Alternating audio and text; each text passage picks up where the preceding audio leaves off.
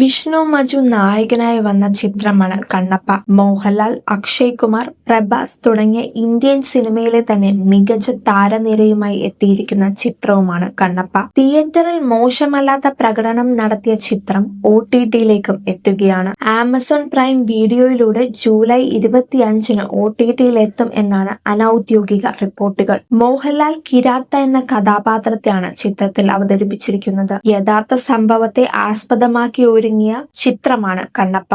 ശിവഭക്തന്റെ കഥയാണ് പ്രമേയമായിരിക്കുന്നത്. ഏകദേശം 200 കോടിയാണ് ബഡ്ജറ്റ്. മോഹൻ ബാബു, ശരത് കുമാർ, കാജൽ അഗർവാൾ, മധുബാല തുടങ്ങിയ നിരവധി ശ്രദ്ധേയ താരങ്ങളും ചിത്രത്തിൽ ഒരുമിച്ചിട്ടുണ്ട്. ഇന്ത്യൻ പുരാണങ്ങളുടെയും ഐതിഹ്യങ്ങളുടെയും പശ്ചാത്തലത്തിൽ ഒരുക്കിയിരിക്കുന്ന ചിത്രം AVA എന്റർടൈൻമെന്റ്, 24 ഫ്രെയിംസ് ഫാക്ടറി എന്നീ ബാനറുകളിൽ ഡോക്ടർ മോഹൻ ബാബു നിർമ്മിച്ച് മുകേഷ് കുമാർ സിംഗ് സംവിധാനം ചെയ്ത ചിത്രത്തിന്റെ ഛായാഗ്രഹണം ഹോളിവുഡ് ഛായാഗ്രഹകൻ ഷെൽഡൻ ചാവു ആണ്.